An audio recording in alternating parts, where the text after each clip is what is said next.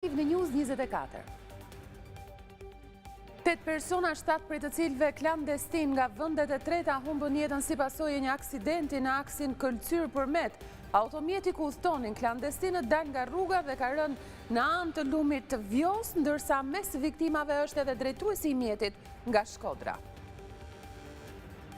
Mirë, unë do të lidhem tani drejt për drejt me kolegen Brikena Metaj për të marrë më tepër informacione prej saj për këtë aksident të ndodhur. Brikena, përshëndetje.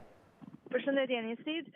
Dita e sotme ka nisur me një aksident të rënd, i cili në fakt ka ndodhur në aksin Këlcyr-Përmet dhe pikërisht pranë në fshatit Kuqar dhe pranë në vendin që njihet si rapi i Kuqarit.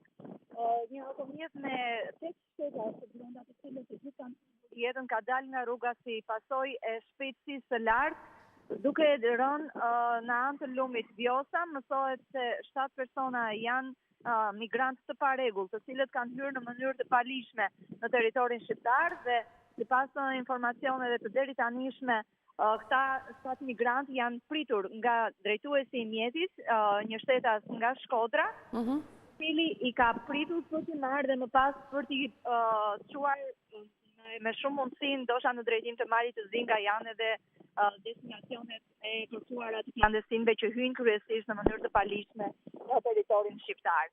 Brikena, ende nuk janë identifikuar? Nuk janë identifikuar ende. Deri para rreth 40 minutash 2 prej tyre nuk ishin nxjerrë ende nga mjeti, i cili ka pësuar dëmtime shumë të rënda dhe është shkatruar pothuajse plotësisht. Dhe ende nuk kemi informacione të plota rreth kësaj ngjarjeje tepër të rëndë në fakt.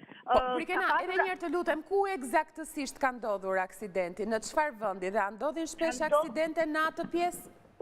Ka ndodhur pranë fshatit Kuqar, që ndodhet midis Përmetit dhe Këlcyrës, por është më afër kufirit me Përmetin sesa me Këlcyrën, por rruga në fakt nuk është një rrugë e rrezikshme, por i gjithë aksi nga ura e Leklit dhe deri në Përmet është një rrugë e ngushtë dhe kërkon shumë kujdes në drejtimin e mjetit për shkak edhe të kthesave të shumta. Dhe vendi ku ka ndodhur aksidenti është pikërisht shumë pranë kthesës.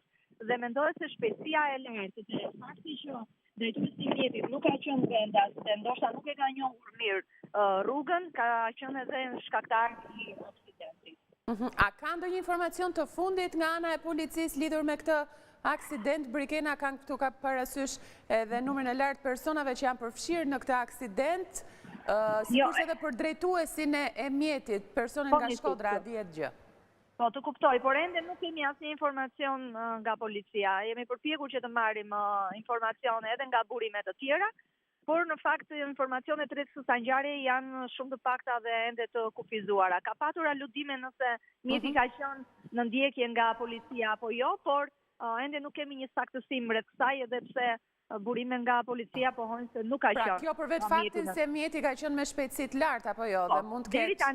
Vetet si shkaku kryesor i këtij aksidenti, shpejtësia e lartë dhe fakti që drejtuesi i mjetit nuk e ka njohur mirë rrugën, e cila kërkon kujdes. E kuptoj. Mirë, faleminderit Brikena për këtë informacion. Do të kemi përsëri lidhje tjera bashkë në vijim me detaje dhe informacione tjera. Të falenderoj. Faleminderit juve.